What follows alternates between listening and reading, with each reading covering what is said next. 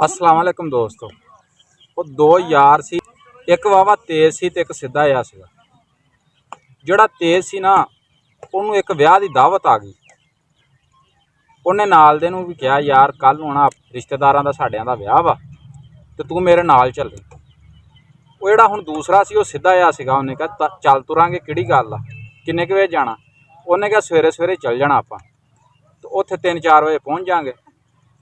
ਉਦੋਂ ਭਲੇ ਵਕਤ ਸੀਗੇ, ਸਿੱਧਾ ਜਿਹਾ ਜ਼ਮਾਨਾ ਸੀਗਾ, ਪੈਦਲ ਲੋਕ ਸਫ਼ਰ ਕਰਦੇ ਸੀਗੇ। ਤੇ ਉਹ ਜਿਹੜਾ ਹੁਣ ਤੇਜ਼ ਸੀਗਾ ਨਾ, ਤੇਜ਼ ਨੇ ਕਿਹਾ ਆਪਣੇ ਦੂਸਰੇ ਭੋਲੇ ਭਾਲੇ ਯਾਰ ਨੂੰ ਵੀ ਤੂੰ ਹੁਣ ਸੁਬਾਹ ਨੂੰ ਰੋਟੀ ਨਹੀਂ ਖਾਣੀ। ਉਹਨੇ ਕਿਹਾ ਕਿਉਂ?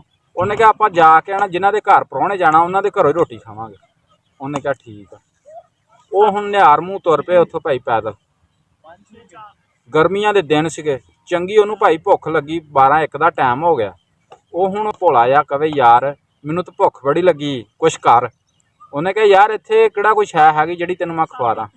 ਉਹ ਇੰਨੀ ਗੱਲ ਕਰਦੇ ਪਏ ਸੀ ਤੇ ਰਾਹ ਦੇ ਵਿੱਚ ਨਾ ਇੱਕ ਬੇਰੀ ਆ ਗਈ ਤੇ ਬੇਰੀ ਦੇ ਵੀ ਬਸ ਬੇਰ ਇੱਦਾਂ ਦੇ ਸੀ, ਕੋਈ ਖੱਟੇ ਕਟੀਟ ਕੁਛ ਮਿੱਠੇ। ਉਹਨੇ ਕਿਹਾ ਚੱਲ ਯਾਰ ਹੋਰ ਨਹੀਂ, ਪੇਟ 'ਚ ਗੁਜ਼ਾਰਾ ਤਾਂ ਹੋਊਗਾ ਕਿ ਨਹੀਂ, ਪੇਟ ਭਰ ਲੈਂਦੇ ਆ। ਉਹ ਜਿਹੜਾ ਹੁਣ ਸਿੱਧਾ ਆਇਆ ਸੀ ਨਾ, ਉਹਨੇ ਰੱਜ ਕੇ ਬੇਰ ਖਾ ਲਏ। ਜਦੋਂ ਬੇਰ ਖਾ ਲਏ, ਉਹ ਹੁਣ ਅੱਧੇ ਘੰਟੇ ਬਾਅਦ ਉਹ ਆਪਣੀ ਮੰਜ਼ਿਲ 'ਤੇ ਪਹੁੰਚ ਗਏ। ਜਿਨ੍ਹਾਂ ਦੇ ਘਰ ਜਾਣਾ ਸੀ ਉਹਨਾਂ ਦੇ ਘਰ ਚਲ ਗਏ। ਉਹਦਾ ਹੁਣ ਸਿੱਧੇ ਇਹ ਦਾ ਪੇਟ ਭਰਿਆ ਸੀ। ਜਿਹੜਾ ਤੇਜ਼ ਸੀਗਾ ਉਹਨੂੰ ਭੁੱਖ ਹੈਗੀ ਸੀਗੀ, ਉਹਨੇ ਨਾ ਬੇਰ ਈਡੇ ਖਾਧੇ। ਉਹਨਾਂ ਨੇ ਰੋਟੀ ਦਿੱਤੀ ਭਾਈ ਚੰਗੀ ਰੱਖ ਕੇ ਪ੍ਰਾਹੁਣਿਆਂ ਨੂੰ, ਵੀ ਪ੍ਰਾਹੁਣੇ ਆ ਗਏ ਸਾਡੇ। ਉਹ ਜਿਹੜਾ ਹੁਣ ਤੇਜ਼ ਜਿਹਾ ਸੀਗਾ ਨਾ, ਉਹ ਵੱਲ ਰੋਟੀਆਂ ਅੰਦਰ ਸਿੱਟੀ ਜਾਵੇ। ਤੇ ਜਿਹੜਾ ਸਿੱਧਾ ਜਿਹਾ ਸੀਗਾ ਉਹ ਉੱਠ ਕੇ ਆਇਆ। ਉਹਨੇ ਕਿਹਾ ਯਾਰ ਮੈਨੂੰ ਤਾਂ ਰੋਟੀ ਲੰਘਦੀ ਨਹੀਂ, ਮੇਰੇ ਦੰਦ ਖੱਟੇ ਹੋਏ ਪਏ। ਉਹਨੇ ਕਿਹਾ ਤੂੰ ਨਹੀਂ ਬੇਰ ਖਾਧੇ? ਉਹ ਸਿੱਧੇ ਜਿਹੇ ਨੇ ਉਹਨੂੰ ਤੇਜ਼ ਬੇਲੀ ਆਪਣੇ ਨੂੰ ਕਿਹਾ ਵੀ ਤੂੰ ਨਹੀਂ ਬੇਰ ਖਾਧੇ? ਉਹਨੇ ਕਿਹਾ ਮੈਂ ਇੱਕ ਸਾਈਡ ਥਾਂ ਦੀ ਖਾਧੇ ਸੀਗੇ, ਦੂਸਰੀ ਸਾਈਡ ਥਾਂ ਦੀ ਮੈਂ ਰੋਟੀ ਖਾਈ ਜਾਂਦਾ ਤੇ ਤੂੰ।